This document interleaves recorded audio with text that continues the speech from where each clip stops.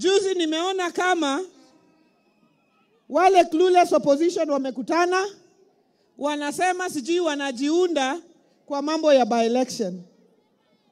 Sisi tunataka kusema ya kwamba hii by-election yote ambayo itafanywa hapa katika nchi ya Kenya, kuna ile by-election ya Malava, kuna ile by-election ya Banisa, kuna ile ya Magarini, kuna hii ya Kasipul, kuna ile ya Ugunja, kuna ile ya Mbeere North, kuna hii ingine iko Baringo.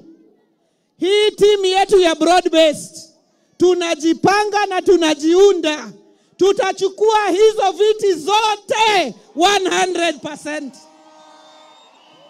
Tutachukua viti 100%.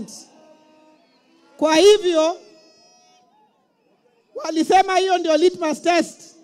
Ikifika tarehe 27 mwezi wa 11, wakati result zitarudi za by election, tutajua mwenye mziki ni nani na mwizi wa mziki ni nani.